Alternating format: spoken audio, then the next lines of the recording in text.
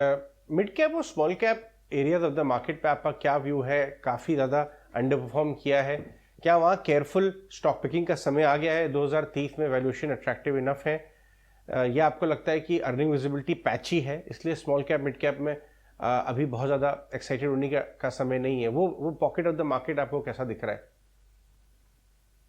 Earnings की अगर visibility की बात करते हो, जैसे मैंने समझाया कि लगभग करीब करीब सब सेक्टर्स में कुछ कुछ चैलेंजेस जरूर है और कुछ कुछ एक्सपेक्टेशंस में ऑलरेडी बिल्ट इन है। तो आई वुड नॉट, मैं स्मॉल कैप्स को इस तरीके से नहीं काटूंगा कि भाई वो वहां पे सेक्टर्स, क्योंकि वो भी हर एक सेक्टर में मौजूद है मोरलेस, चाहे वो आईटी हो या चाहे वो इंडस्ट्रियल्स हो या चाहे कुछ और। तो आई थिंक स्मॉल कैप्स को हम एज ऑफ नाउ, मैं ये नजरिए से देखता हूं कि उनका under performance at least calendar year 2022 में ही शुरू हो गया था।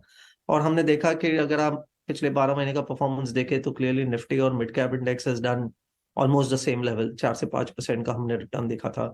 लेकिन स्मॉल कैप इंडेक्स ने 16-17% डिक्लाइन दिखाया था कैलेंडर ईयर 22 में। तो जो रिस्क अवर्जन जो मार्केट को दिखाना था, इस बारी हमने स्मॉल कैप के जरिए से ज्यादा देखा है कंपेयर टू मिड कैप या large cap.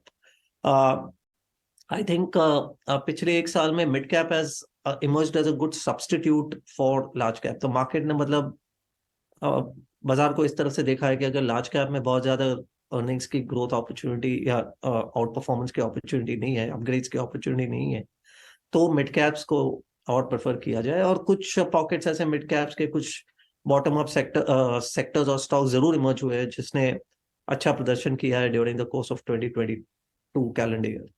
So I think if you ask me going forward, मुझे लगता है कि अगर मार्केट में कुछ हद तक करेक्शन आता है because of overall environment, small cap एक अच्छा लेवल, अच्छी लेवल पे आ गया है जहां से शुरुआत हो सकती है। Not as of now as much with the expectation के अर्निंग्स वहां पे और अच्छे आएंगे या उसमें अपग्रेड आएंगे, but more from the point of view की एक वैल्यूएशन की एक डिफेंस आपकी वहां पे जरूर बिल्ड हो गई है, जो शायद मिड कैप्स में एज ऑफ नाउ इतनी ज्यादा नहीं दिखाई दे रही है। And that simply because mid caps have done well during the course of 2020। तो नेट नेट में शायद थोड़ा सा ज्यादा करूं। जी, ये आपने बहुत अच्छी बात बोली कि यहाँ से बाजार और घटता है तो स्मॉल कैप्स में सेलेक्टिवली आप इंटरेस्ट लेना चाहिए, वहाँ अच्छा एक चुनाव हो सकता है। एज अ हाउस, आपका ये new age consumer tech IPOs की जो बाहर आई थी कुछ दिन पहले, वो सब 50% 70% टॉप से घट चुके हैं, क्या वहाँ पे सेलेक्टिव अपॉर्चुनिटीज इमर्ज हो रही हैं? क्या आप भी देख रहे हैं उस समय आईपीओ एग्जीक्यूटिव में जो आपने शायद अवॉइड किया हो, अब एक उनका चेंज ऑफ हार्ट भी हुआ है, सारे मैनेजमेंट सब पाथ टू प्रॉफिटेबिलिटी की भाषा बोलने लगे हैं?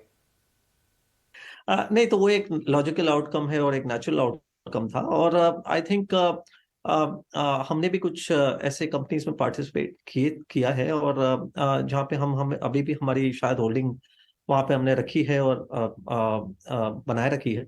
मैं कहूँगा कि हमने शुरू से जब वो एक एक्साइटमेंट का माहौल था, तब भी हमने कुछ बेसिक पैरामीटर्स के बेसिस पे हमने उन उन उस सेट ऑफ कंपनीज में से हमने कुछ चयन किए थे। और हम अभी भी वही कर रहे हैं, कि हमें ये देखना है कि कंपेटिटिव एडवांटेज कहाँ हमें और ज्यादा स्ट्रांग होते हुए या मेंटेन होते हुए दिखाई दे रहा है। सेकंड ये है कि पाथ टू प्रॉफिटेबिलिटी कितनी और कितना दूर है या कितना डिस्टेंट है। और जहाँ बहुत डिस्टेंट है उसके लिए, और अगर विजिबिलिटी और भी ज्यादा बनाना मुश्किल हो रहा है, तो डेफिनेटली वो हमने पहले भी अवॉइड किया था और शायद अब भी अवॉइड कर रहे हैं। लेकिन जो कोई ऐसी कंपनीज थी जहां पे हमें लगता था कि पाथ टू प्रॉफिटेबिलिटी वहां पिछले साल भी ठीक ठाक दिख रहा था, और अब because of companies having sharpen their focus on to profitability, वो अगर और ज्यादा नजदीक आने की पॉसिबिलिटी है, तो हम वहां पे हमने थोड़ा हमारा एक्सपोजर बढ़ाया भी है, स्पेशली नोटिंग द मेल्टडाउन जो इन स्टॉक्स में हुए हैं या जो जो वैल्यूएशन के करेक्शन यहाँ पे हमने पिछले 6-8 महीने में देखने को मिले हैं। सो आई थिंक हम सिलेक्टिवली वहां पे अभी भी मतलब कुछ हद तक निवेश करते रहते हैं। हालांकि पोर्टफोलियो एक्सपोजर वहां पे हमने रीजनेबली कंट्रोल रखा है।